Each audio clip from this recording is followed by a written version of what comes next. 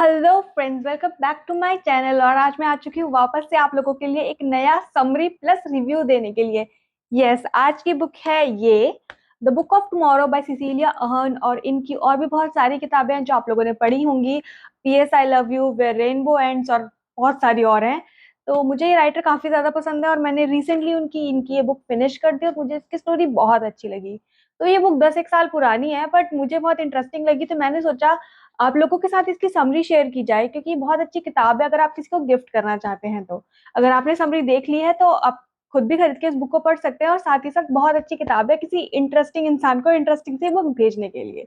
तो चलिए स्टार्ट करते हैं आज का रिव्यू और समरी। तो ये स्टोरी है तमारा की। तमारा अपनी मम्मी डैडी के साथ रहती है और जेनिफर उसकी मॉम का नाम है और जॉर्ज उसके डैड का नाम है।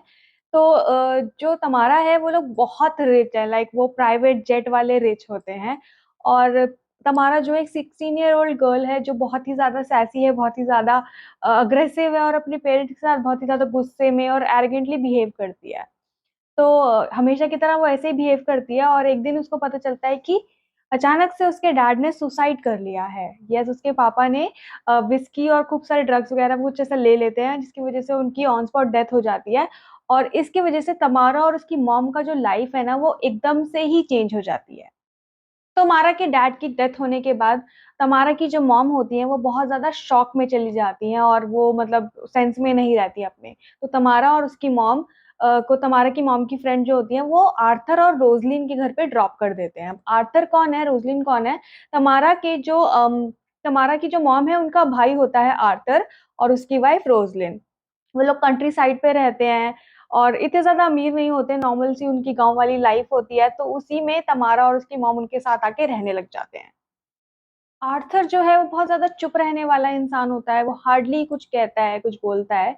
लेकिन रोजलिन बातें करती है, लेकिन रोजलिन ना बहुत वियर्ड कैरेक्टर लगती है तमारा को, क्योंकि सुबह होते ही वो उनको नाश्ता दे देती है खूब सारा खाने के लिए। उसके बाद हर एक चीज पे नजर रखती है, वो तमारा को तमारा की मॉम से बात नहीं करने देती, हमेशा उनके पास ही रहती है अगर वो लोग आपस में बात कर रहे होते हैं। इसके अलावा वो ज्यादा से ज्यादा उस पे तमारा पे नजर रखने की कोशिश करती है। और तमारा बहुत ज्यादा इरिटेट हो रही होती है अपनी लाइफ से, क्योंकि तमारा की जो लाइफ रही होती है ना वो बहुत फ्री रही होती है। वो हॉलीडेज पे पेरिस, लंदन, इस सब जगहों पे घूमने जाया करती है, और अब वो फंस जाती है कंट्री साइड के उस घर में जहाँ वो और आर्थर, रोजलिन और उसकी मॉम रहते हैं। तो तमारा जो है बहुत ज्यादा फ्रस्ट्रेट होने लगती है अपनी लाइफ से। के बीच में एंट्री होती है मार्कस की। मार्कस कौन है? शहर में एक लाइब्रेरी होती है, बस लाइब्रेरी। यस, मार्कस ना एक बस चलाता है जिसमें खूब सारी बुक्स होती है, वो चलती फिरती लाइब्रेरी टाइप होती है। तो तमारा मार्कस से मिलती है, उनकी बातें होती है, वो उसको अपने साथ टूर पे लेके जाता है बस से ही अपने आसपास के शहर में। और तमारा को वो ना एक बुक देता है, तमारा उसकी बस में से एक बुक लेती है और उस बुक पे लॉक लगा होता है। उस पे लिखा नहीं होता वो किसने लिखी है और किसके बारे में है, कुछ भी नहीं लिखा होता, बस ब्लैंक होती है ऊपर से और लॉक्ड होती है। तो तमारा वो बुक ले लेती है और उसके बाद घर चली जाती है। थोड़े टाइम के बाद तमारा की मुलाकात होती है सिस्टर इग्नियस से। सिस्टर इग्नियस जो है वो 17 में एक नन है, और वो काफी ओल्ड है और वो काफी ज्यादा चीयरफुल पर्सनैलिटी की इंसान है। और वो तमारा से काफी ज्यादा बातें करती हैं और तमारा उनको बताती है अपने बारे में। इस तरह की उनकी बातें होती है और तमारा को वो बार बार 17 ईयर्स का बोलती है, जबकि बार बार तमारा उनको बताती है कि नहीं वो 16 ईयर्स की है। तमारा इरिटेट होती रहती है क्योंकि शायद उसे लगता है कि इतनी ट्रेजेडी की वजह से वो ओल्ड लगने लगी है, इसकी वजह से सब लोग उसे 17 ईयर्स का समझ रहे हैं। जो डायरी तमारा को मिली होती है मार्केस की बुक लाइब्रेरी से, तो वो उसको खोलती है और उसमें नेक्स्ट डे की एंट्री होती है। मतलब सपोज आज 4 तारीख है तो उसमें 5 तारीख की डायरी एंट्री लिखी हुई होती है। और उसमें लिखा होता है कि मुझे वीजली को अपने डैड के बारे में नहीं बताना चाहिए था, वीजली वेस्ली जो भी वो नाम है। अब तमारा सोचती है कि वेस्ली नाम के किसी इंसान को तो मैं जानती ही नहीं, और उसको मैं अपने डैड के बारे में क्यों बता रही हूँ। तो समझ में नहीं आता, शायद उसको लगता है कि वो नींद में उसने डायरी लिख दी है, या डायरी पे डेट गलत हो गई है, या कुछ समझ में नहीं आता ये डायरी क्या है, क्योंकि वो बंद करके रख देती है। अब तमारा जहाँ रहती है आर्थर और रोजलिन के घर में, उसके पास ही ना एक बर्न्ड कासल होता है। एक बड़ा सा कासल जो कभी किसी जमाने में जल गया था। और वो उसके बारे में सोचती है कि उसमें कौन कौन लोग जल गए होंगे, कौन वहां रहा करता होगा, पता नहीं क्या होगा, किस वजह से ये जल गया होगा। तमारा के दिमाग में बहुत सारे ऐसे सवाल आते हैं। तो एक दिन रात को वो तय करती है, उसी दिन रात को वो तय करती है कि आज वो रात को भाग जाएगी। बहुत मुश्किल होता है क्योंकि जैसे ही वो उठने की कोशिश करती है और आवाजें आती है और रोजलिन और आर्थर उठ जाते हैं। लेकिन वो एक और अटेम्प्ट करती है और उसके बाद वो खिड़की से कूद के बाहर चली जाती है कासल में। और जैसे ही वो कासल में जाती है ना, उसे कुछ लोग पकड़ लेते हैं। कुछ लड़के होते हैं 20s में, और वो उसे पकड़ लेते हैं। तो तमारा हाथ-पैर छुड़ा के भागने की कोशिश कर रही होती है, तभी एक लड़का आता है और वो कहता है, उसको छोड़ दो। वो लड़का बहुत अलग-सा, अर्बन सा लग रहा होता है, तमारा को लगता नहीं है कि वो यहाँ से बिलॉन्ग करता है। वो लड़का तमारा से बातें करता है और वो लड़का होता है वेस्ली। वेस्ली तमारा से बातें करता रहता है और तमारा सोचती है कि डायरी में लिखा था कि मुझे अपने पापा की डेथ के बारे में वेस्ली को नहीं बताना चाहिए था। तो तमारा झूठ बोल देती है। लेकिन वेस्ली के साथ उसे कंफर्टेबल फ़ील होता है, कोई ऐसा जो उसकी तरह ही इस जगह पे आके फँस गया है, या जो शहर से रिलेटेड है और वो यहाँ आके रह रहा है, इस लाइफ़ से परेशान हो रहा है। तो उसको अपने जैसा फ़ील होता है और लास्ट में उसे वो सच बता देती है वेस्ली को, सब अपने डैड के बारे में बता देती है। तमारा और वेस्ली की बातों-बातों में तमारा को पता चलता है कि वेस्ली के डैड एक डॉक्टर हैं। तो वो किसी तरह रोसलिन से छुप-छुपा के डॉक्टर की अपॉइंटमेंट लेती है, और उसे पता होता है, डायरी में लिखा है कि वो अपनी मॉम को डॉक्टर से नहीं इंटरैक्ट करवा पाएगी, पर वो फिर भी कोशिश करती है कि कोशिश करे कि डॉक्टर एक बार उसकी मॉम को देख ले। उसे लगता है कि उसकी मॉम सही नहीं है। सब लोग उसे कहते हैं कि उसकी मॉम दुःख में है, और उसे लगता है कि दुःख नहीं, मॉम के साथ कोई और प्रॉब्लम है जिसकी वज़ह से वो अजीब रिएक्ट कर रही हैं। तो नेक्स्ट डे होता है और डॉक्टर आते हैं तमारा की मॉम को देखने के लिए, लेकिन रोज़लिन उन्हें डॉक्टर डॉक्टर को तमारा की मॉम से मिलने ही नहीं देती, जेनिफर से, और वो उनसे बातें करती रहती है और उन्हें कहती है कि वो डिप्रेशन में है। इस तरह से झूठ-झूठ कहकर, झूठ-सच जो भी बातें कहकर वो तमारा की मॉम को डॉक्टर से नहीं मिलने देती। तमारा को बहुत गुस्सा आता है इस बात से। फिर रोज़लिन उसे कहती है कि तुम्हें नहीं पता, तुम्हारी मॉम को बहुत ज़्यादा डिप्रेशन है और वो हमेशा डिप्रेशन में ही रहती हैं। तुम्हारे मॉम-डैड ने तुमसे ये सच्चाई छुपाई ताकि तुम दुःख में ना रहो, पर वो हमेशा से डिप्रेशन की शिकार थी और वो बहुत सालों से डिप्रेशन की दवाइयाँ ले रही हैं। तुम्हारा को यकीन होता है कि रोज़लिन झूठ बोल रही है और उस बात को यकीन नहीं करना चाहती कि उसकी मॉम डिप्रेशन में है। वो इतनी ज़्यादा परेशान हो जाती है कि मतलब उसके इमोशंस उसके कंट्रोल में ही नहीं होते, क्योंकि वो बेबस होती है, वो अपनी मॉम के लिए कुछ नहीं कर पा रही होती है और वो गुस्से में भागती चली जाती है। भागते-भागते वो एक बस से टकराने वाली होती है, लेकिन तभी वो बच जाती है और उस बस को चला रहा होता है मार्कस। जल्दी से वो बस में चढ़ जाती है और मार्कस से कहती है, मुझे यहाँ से दूर ले चलो, मुझे घर ले चलो। मार्कस तमारा की बात मानकर उसको तमारा को अपने उसके घर लेके जाता है। वहाँ ऑल्दो लॉक लगे रहते हैं, तो पर किसी तरह तमारा घर में घुस जाती है और साथ ही मार्कस भी घुस जाता है। वो दोनों कुछ फिज़िकल करने की कोशिश करते हैं, लेकिन क्या होता है, इस सबके बीच में ही अलार्म्स एक्टिवेट हो जाते हैं और घर जो होता है, पुलिस आ जाती है उस घर पर। तो घर सीज कर दिया जाता है और पुलिस आ जाती है। उनके एक्ट के बीच में ही तमारा रोने लग जाती है और मार्कस को बताती है कि वो सिर्फ़ 16 साल की है। मार्कस बहुत ज़्यादा डिस्टर्ब हो जाता है कि उसे नहीं पता होता कि तमारा की एज इतनी कम है और वो ये सब कर रहे थे। तमारा को पुलिस ले जाती है और उसके साथ-साथ मार्कस को भी, लेकिन आर्थर और रोज़लिन उनको आके बचा लेते हैं। आर्थर बहुत ही पोलाइटली बिहेव करता है तमारा के साथ, उसे बिल्कुल नहीं डाँटता इस चीज़ के लिए कि वो क्या कर रही थी मार्कस के साथ, बल्कि वो बहुत ज़्यादा समझने की कोशिश करता है उसको। तमारा जल्दी से रोज़लिन के हटते ही आर्थर को सब सच बताती है कि उसकी मॉम पूरे दिन सोती रहती हैं, उसकी मॉम ग्रीफ़ में नहीं है, कुछ और प्रॉब्लम है उसके साथ, और आर्थर को हैरानी होती है सुनकर कि उसकी मॉम इतनी ज़्यादा बीमार है और उसको पता ही नहीं। घर जाकर आर्थर और रोज़लिन की बहुत लड़ाई होती है और रोज़लिन ने आर्थर से झूठ कहा होता है कि जेनिफर यानी कि तमारा की मॉम अब इम्प्रूव कर रही है, वो बाहर जाती है, वो बातें करती है, जबकि असलियत में तो वो सिर्फ़ पूरा दिन सोती रहती है। समझ में नहीं आता क्या हो रहा होता है। इसी सब के बीच में एक दिन तमारा देख लेती है रोज़लिन को उसकी मॉम के खाने में कुछ मिलाते हुए। उसे यकीन हो जाता है कि यही वो रीज़न है जिसकी वज़ह से उसकी मॉम पूरे दिन सोती रहती है। तो किसी बहाने से जब आर्थर और रोज़लिन बाहर चले जाते हैं, तो तमारा वेस्ली को लेकर उनके गराज में, जहाँ बहुत सारा सामान रखा होता है, जहाँ पे रोज़लिन उसे कभी जाने नहीं देती, वहाँ पे चली जाती है।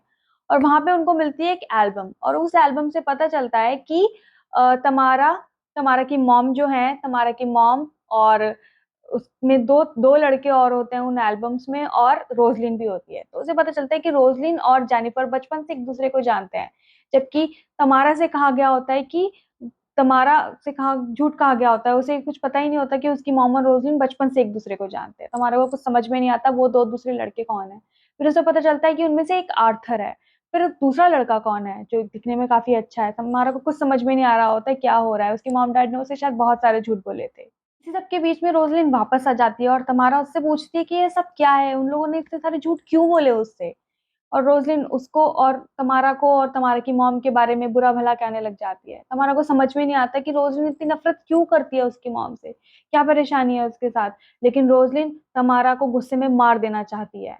लेकिन अचानक से वहाँ पे कोई आ जाता है। एक आदमी जो जला हुआ है, जो आधा जला हुआ है, जिसका आधा फेस खराब हो गया है, वो आके आके रोज़लिन को हटाने की कोशिश करता है, उसे रोकने की कोशिश करता है ताकि वो तमारा को मार ना पाए, और इसी में वेस्ली वापस आ जाता है।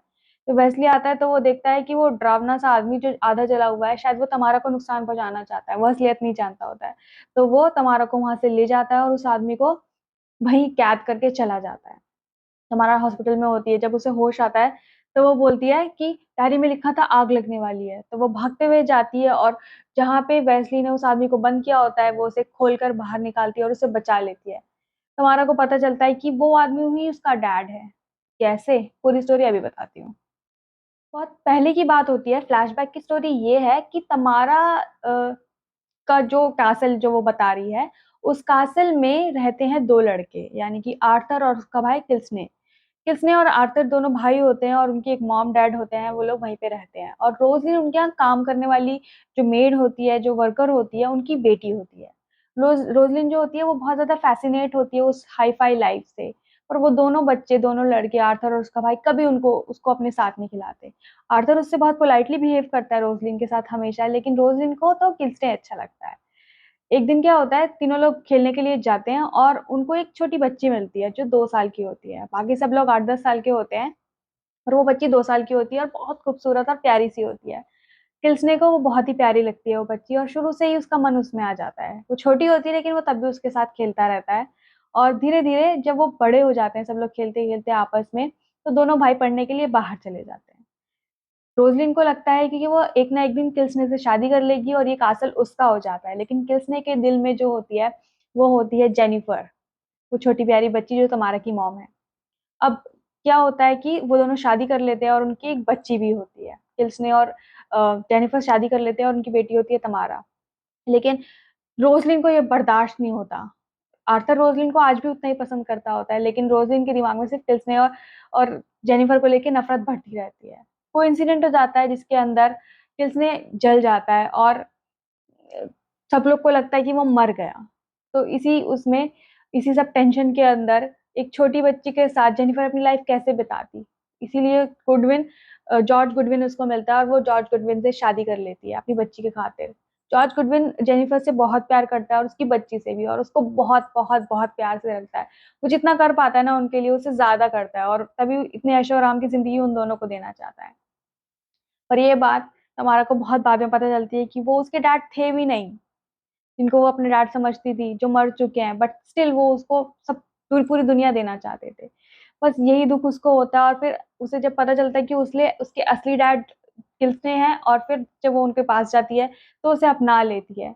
और सब पता चलता है कि किल्सने ने इसलिए किसी को नहीं बताया क्योंकि वो आधा जल चुका था और उसे लगता था कि उसके पास अब कोई अच्छी लाइफ़ नहीं है, और वो चाहता था कि उसकी बेटी और उसकी बीवी को अच्छी लाइफ़ मिले, इसलिए उसने उनको जाने दिया।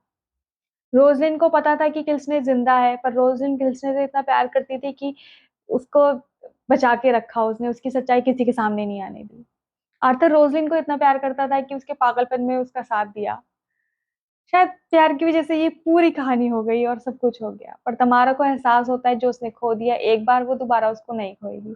उसे एहसास होता है कि जो उसके डैड नहीं थे, उन्होंने इसके लिए इतना किया, तो वो असली डैड के साथ बिल्कुल वैसे ही बिहेव करेगी जैसा उसने रिग्रेट करके सोचा था। तो that's it for this video. I hope आप लोग को स्टोरी पसंद आई होगी और अच्छी लगी होगी। अगर आप चाहते हो कि आपको और अच्छी-अच्छी ऐसी स्टोरीज़ और समरीज़ मैं सुनाऊँ, तो मेरे चैनल को लाइक, शेयर, सब्सक्राइब कर देना।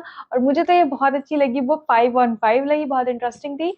तो आई होप आप लोग भी पढ़ना, आप लोग को एक-दूसरे को गिफ्ट देना, ये बुक्स काफ़ी अच्छी हैं, और मिलते हैं अगली वीडियो में। बाय।